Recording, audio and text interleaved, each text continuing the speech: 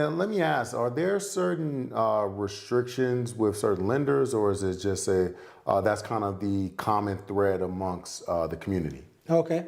Yeah, absolutely. So now each lender can put on their different overlays and their different requirements for that particular lender. That's why I always ask my clients to go ahead and fill out an application with at least two or even three different lenders so that they can understand the different options, products, and programs. Because you may see all the lenders are offering a VA loan, right? They all have that product in their arsenal, but some lenders may have different overlays and different stringent requirements as far as putting a minimum credit score and not looking at work experience the same way and a lot of different things. Even we have veterans that want to actually buy land to build homes, right? Yeah. And definitely most lenders don't cover that with the VA loan. So if you ask a lender that don't have that particular product, they'll tell you no, and you will think you can't do that with the VA loan, and in fact you can. Oh wow, yeah. And I think it's a real good point to stress as well that a lot of these requirements, they're not because of the VA, right? The VA is more or less looking to make sure that the veteran is kind of pushed into the home and put in a good home for your family.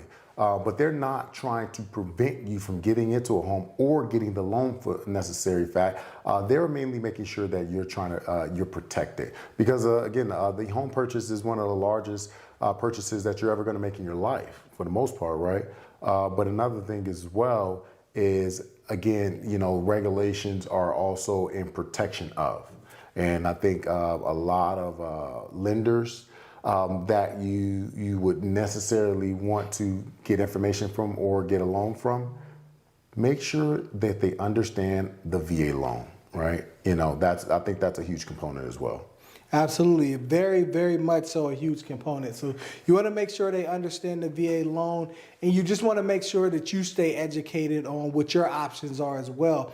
And another point that we want to cover here is just what type of income qualifies, right? So let's say you're married, okay, and you want to utilize your spouse on a loan, or even if you aren't married and you want to buy the home with somebody else that's occupying it, you can go ahead and actually put them on a loan as well. If it's a girlfriend, I don't know if I personally advise it, but it's an option, right? You definitely have the option to do so, and you can add that income. But some other income that you might have is from any service-connected disability benefits that you're receiving, right?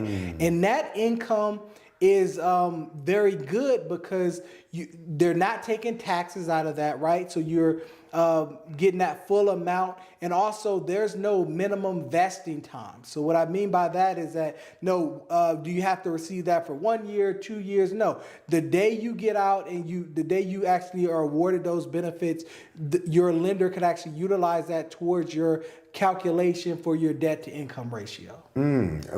So let me back that up a little bit because as a veteran myself, I want to kind of understand that, right?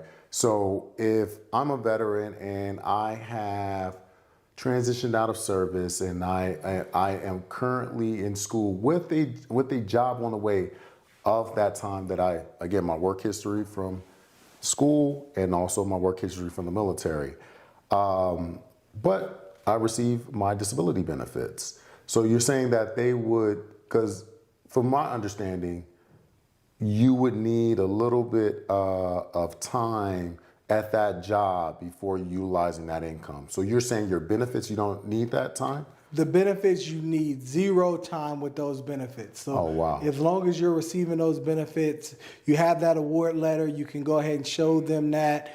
Even before you actually got that first deposit, right? Because on there it'll show the amount. And then of course, once you get that, you would just show them the direct deposit or the check thereafter and where it came from. And as long as they know that's a permanent entitlement, they'll definitely be able to utilize that. So in those type of situations, let's say you're 100% service connected, you might be getting a hefty amount monthly, and you may be able to qualify for a home purchase depending on the price of the home, just utilizing those benefits. And kind of going back to that is, again, because most isn't at at that rating or decision, right?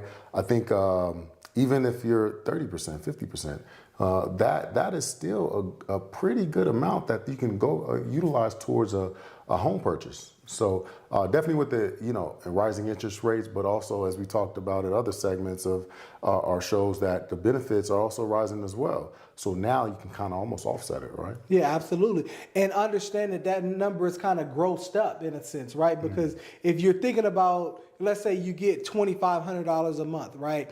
And somebody else has a job where they're making $2,500 a month. Well, they're not bringing home $2,500, right? They have taxes that are going there. They have insurance, different things of that nature. They might only be bringing home $1,700 from that. You're bringing home that whole $2,500 from that payment. So that factors in there, and that's that can lead to significant increase in the home that you can do when you combine that with your income and or your spouse's income. Wow.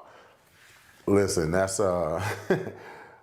just knowing so many people that have attempted to purchase homes and just had many bad experiences, and there's just so much content out here when we're talking about bad experiences with the VA loan or just with any loan product.